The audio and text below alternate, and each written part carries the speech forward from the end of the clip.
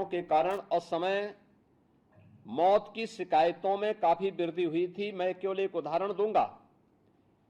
पूर्वी उत्तर प्रदेश में पर्याप्त जल संसाधन है, लेकिन पूर्वी उत्तर प्रदेश में इंसेफ्लाइटिस से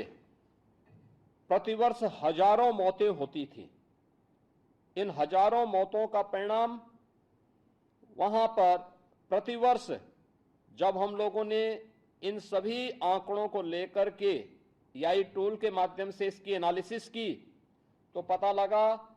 कि खुले में शौच और अशुद्ध पेयजल के कारण ये मौतें हो रही हैं। आज जल जीवन मिशन के तहत जब उन गांवों में शुद्ध पेयजल की उपलब्धता हुई और हर घर में शौचालय बने, जिन क्षेत्रों में 40 वर्ष में 50,000 से अधिक मौतें हुई थी, आज मुझे बताते हुए प्रसन्नता है कि गत 5 वर्षों में मौत के आंकड़ों को 0 तक पहुंचाने में हमें सफलता प्राप्त हुई है। और इसका श्रेय मैं आदरणीय प्रधानमंत्री जी के इस विजन को देता हूं, जो उन्होंने स्वच्छ भारत मिशन में हर घर में शौचालय और जल जीवन मिशन के अंतर्गत हर घर नल की इस स्कीम को जारी किया, इसको लागू किया। दूसरा, उत्तर प्रदेश में स्कीम लागू होने के साथ ही हम लोगों ने जो भी कार्यदायी संस्था और कॉन्ट्रैक्टर थे उनको इस बात के लिए सुनिश्चित किया कि हम लोग 10 वर्ष तक कार्य के कंप्लीशन के बाद 10 वर्ष तक इसके रख रखाव की जवाबदेही भी उनके साथ करेंगे। और यह उत्तर प्रदेश के अंदर अब तक जिन 37,500 से अधिक गांवों में नियमित पेयजल की आपूर्ति की जा रही है, उसमें 14,500 से अधिक गांव ऐसे हैं जहां संपूर्ण कार्यक्रम भी वहां पे पेयजल की आपूर्ति नियमित रूप से हो ही रही है, लेकिन संचालन और अनुरक्षण के कार्यक्रम का दायित्व भी सफलतापूर्वक वहां पर क्रियान्वित किया जा रहा है।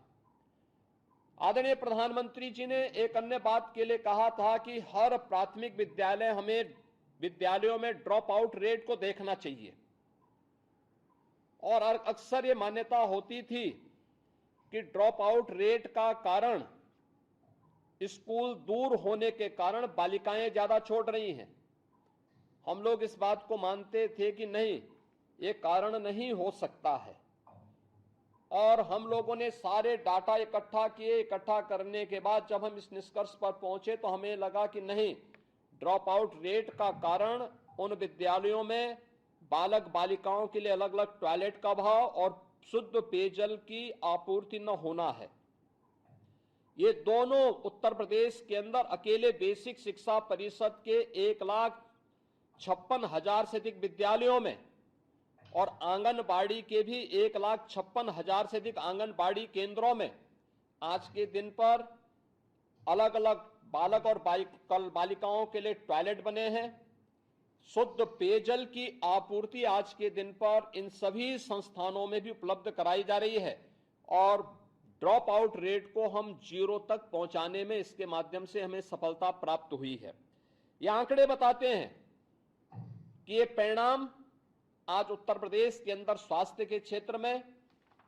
और शिक्षा के क्षेत्र में जो किसी भी व्यवस्था की एक महत्वपूर्ण कड़ी होती है, वो अत्यंत महत्वपूर्ण है। उत्तर प्रदेश के अंदर हम लोगों की प्रारंभ में ये मान्यता थी कि हम केवल बुंदेलखंड और बिंद क्षेत्र जहां पर जल का अभाव है, बुंदेलखंड के सूखे में और बिंद के क्षेत्र के पठारी क्षेत्र में केवल ये स्कीम लागू होनी चाहिए। और थर्ड फेज में हम लोग इस बात के लिए तैयार थे कि हम लोग जैसे गंगा के तटवर्ती क्षेत्रों में आर्सेनिक से जुड़े हुए क्षेत्र हैं, बलिया से लेकर के प्रयागराज तक, यमुना से जुड़े हुए क्षेत्र में प्रयागराज से लेकर के मथुरा तक, इस बेल्ट में फ्लोराइड के कारण तमाम प्रकार की समस्याएं खड़ी हो रही थी। थर्ड फेज में हम उन क्षेत्रों को लेना चाहते थे, लेकिन 2023 में भारत सरकार ने इसके बारे में कहा कि नहीं, किसी भी स्थिति में हमारा प्रयास होना चाहिए कि पेयजल की स्कीम के अंतर्गत एक साथ उन सभी गांवों को लिया जाए जहां पे पेयजल की सुविधा नहीं उपलब्ध, अब तक पाइप पेयजल की स्कीम नहीं है और इसी के तहत 85,000 से अधिक राजस्व गांवों को उसके साथ जोड़ा गया है, जिसमें सफलतापूर्वक सारी स्कीम क्रियान्वित हुई हैं। मुझे प्रसन्नता इस बात की है और मैं बार बार इस बात का पक्षधर रहा हूं कि जो भी कार्य उत्तर प्रदेश के अंदर हो रहे हैं या किसी भी राज्य में हो रहे हैं, एक ज्वाइंट टीम बननी चाहिए जो उसका इंस्पेक्शन करे और उसके अनुसार उसका भुगतान करके ये सुनिश्चित करें कि ये अगले 10 वर्ष तक इन योजनाओं को सफलतापूर्वक क्रियान्वयन करने का काम संबंधित ग्राम पंचायत को, कॉन्ट्रैक्टर को और कार्यदायी संस्था को निर्वहन करना होगा। और आज वह दिन आया है जब हम लोग इस स्कीम के साथ जुड़ रहे हैं और मैं माननीय केंद्रीय मंत्री श्री सी आर पाटिल जी को, श्री बी सोमनाथ जी को भी आमंत्रित करूंगा कि वह जो उत्तर प्रदेश के वे क्षेत्र हैं जो कभी सूखे क्षेत्र माने जाते थे,